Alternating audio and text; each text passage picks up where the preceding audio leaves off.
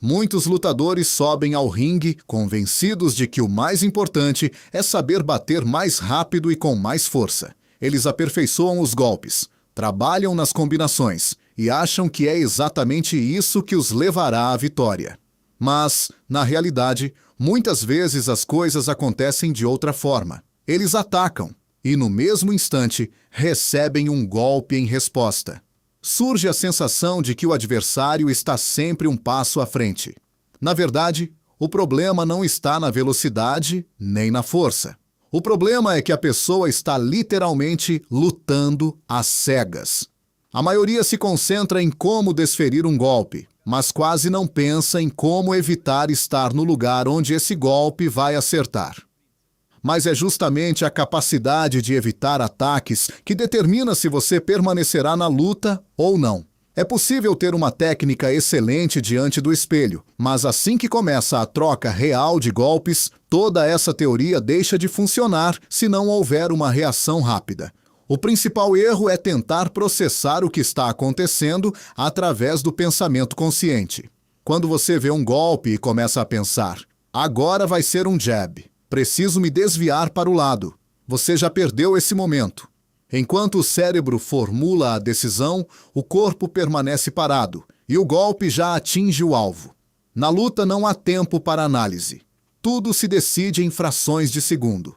É exatamente por isso que é necessário desenvolver o chamado arco reflexo, a capacidade do corpo de reagir instantaneamente sem a participação da consciência. Esse é o nível em que o movimento ocorre automaticamente, antes mesmo que você consiga compreender totalmente a situação. Um exemplo simples é dirigir um carro. Quando você vê o semáforo vermelho, você não pensa em sua cabeça que precisa pisar no freio. Você simplesmente faz isso. No boxe, funciona o mesmo princípio. Quanto mais rápido suas reações se tornam automáticas, menos você depende do pensamento que fica para trás.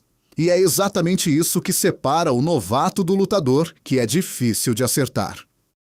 Para deixar de levar golpes, a primeira coisa que você precisa mudar é a maneira como olha para o adversário. Muitos cometem o mesmo erro. Tentam acompanhar os braços.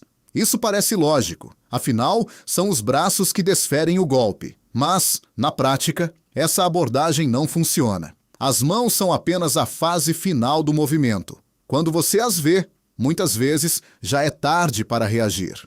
É muito mais eficaz desviar a atenção para o centro do tronco, na região do peito. É exatamente esse ponto que permite usar a visão periférica e, ao mesmo tempo, captar o movimento dos ombros, do tronco e da cabeça. Qualquer golpe não começa com a mão, mas com o corpo. Primeiro ocorre um leve deslocamento de peso, depois uma rotação do ombro ou do quadril, e só então a mão dispara para a frente. Esses sinais quase imperceptíveis são uma espécie de telegramas que o corpo envia antes do ataque. Quando você começa a perceber esses sinais, deixa de reagir ao próprio golpe e passa a reagir à intenção.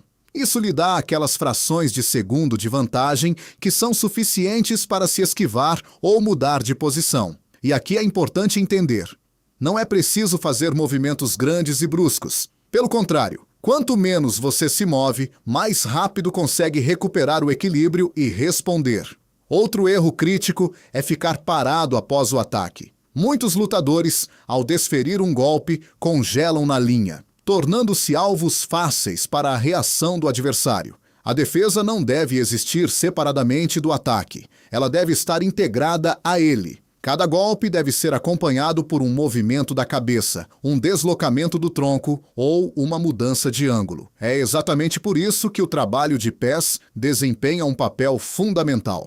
Se você muda constantemente de posição e de ângulo, fica difícil para o adversário acertá-lo com precisão. Ele é forçado a se ajustar, perdendo o equilíbrio e a precisão. Nesse momento, você não está mais apenas se defendendo, você está controlando o espaço. Para levar essas habilidades a um alto nível, não basta apenas compreender a teoria. É preciso treinar a reação e a percepção na prática. E nesse caso, é importante não complicar as coisas. Um dos exercícios mais eficazes é o trabalho com uma bola de tênis comum. Segure-a à sua frente. solte-a e tente pegá-la com um movimento rápido antes que ela toque o chão. Essa ação simples faz com que seu cérebro e seu corpo trabalhem como um único sistema, sem pausas para reflexão. Melhor ainda é realizar esse exercício com um parceiro, que soltará a bola em momentos aleatórios. Nesse caso, você treina não apenas o movimento, mas a reação pura a um estímulo visual. Aos poucos, o sistema nervoso se adapta e você começa a reagir com mais rapidez e segurança. Também é importante rever a abordagem ao sparring. Em vez de tentar vencer cada round com base na quantidade de golpes, tente dedicar rounds específicos exclusivamente à defesa. Não desferir nenhum golpe. Sua tarefa é ler os movimentos do parceiro, perceber os sinais e sair da linha de ataque com o mínimo de movimentos. Essa abordagem desenvolve não apenas os reflexos, mas também a confiança na própria defesa. O estado psicológico tem uma importância especial. O pânico é o principal inimigo da reação. Quando esta pessoa começa a ter medo do golpe, ela se contrai, perde a visão geral e muitas vezes age de forma muito brusca ou, ao contrário, fica paralisada.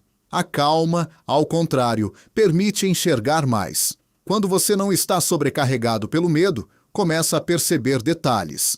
A posição dos ombros, a mudança de distância, a preparação para o ataque. Com o tempo, isso leva a um salto qualitativo. Você deixa de se sentir um alvo e começa a controlar o que está acontecendo. Seus movimentos tornam-se fluidos, econômicos e precisos.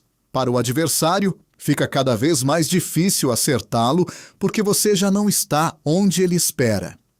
É exatamente nesse momento que você passa para um nível em que a luta se transforma não em uma troca de golpes, mas no controle do espaço e do tempo.